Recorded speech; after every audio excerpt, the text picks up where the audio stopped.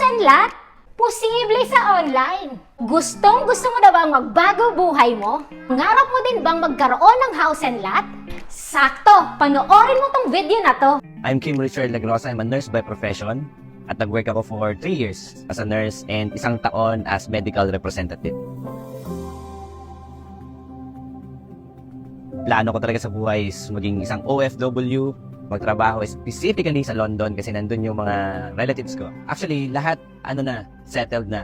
Nagkaroon lang ng something dun sa placement fee. Habang naghihintay ng pera, doon dumating yung opportunity na ginagawa ko ngayon na sabi ko sa sarili ko, kung kikitain ko din pala dito sa Pilipinas yung possible na kitain ko abroad. Nakasama ko yung family ko, sabi ko kung may ganong opportunity, mas yun ang pipiliin ko. Meron community na tumulong sa akin na turuan ako kung paano maging isang businessman, paano maging isang entrepreneur, especially sa online platform. Hanggang eventually nakuha ko sa naintindihan ko, kaya ito na rin talaga yung pinili ko career. Ang pinaka number 1 or top priority ko talaga sa goals ko is the family. Kung meron lang din talagang opportunity na makapagbigay sa akin ng magandang buhay, magkaroon ng bahay, magkaroon ng kotse, magkaroon ng savings, kasama ko yung family ko, yun yung pinaka gusto ko. Kasi para sa akin, ang mga bagay na hindi kayang bayaran ng pera is yung mga moment na anytime pwede mong yakapin yung asawa mo, umattend ka ng graduation ng anak mo, may atid mo sila sa school, mag-guide mo sila habang lumalaki, makasabay mo sila habang kumakain. Yun yung mga bagay na hindi kaya ipagpalit sa pera. Kaya sabi ko sa sarili ko, kung mapapagsabay ko siya dito sa opportunity na meron ako, yun yung pinaka-the best na pwedeng mangyari. Because of this business, nagkaroon ako ng mga sasakyan, nagkaroon ako ng mga travels, and most of it are free.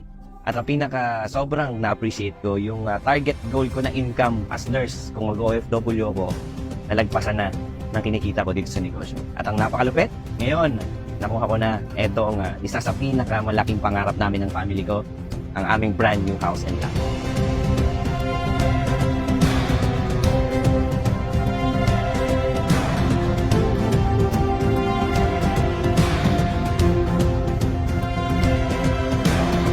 More than material things, priceless yung ngiti ng nakikita ko sa mga anak ko, nakikita ko ngiti sa asawa ko. Yun yung pinakamasarap at pinaka-masarap tingnan, yung ganung feeling.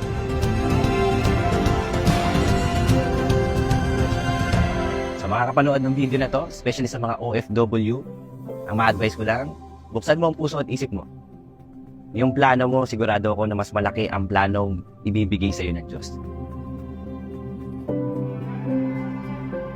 Kaya masasabi ko sa mag-asawa dyan, support your partner. Kasi kung hindi ko siya sinuportahan, wala kami magiging ganitong kagandang bahay. Kaya naniniwala ako na isang matapang na desisyon lang ang kailangan para maging susi sa maganda nating kapalaran. Kaya kung may magandang opportunity, sumubok ka.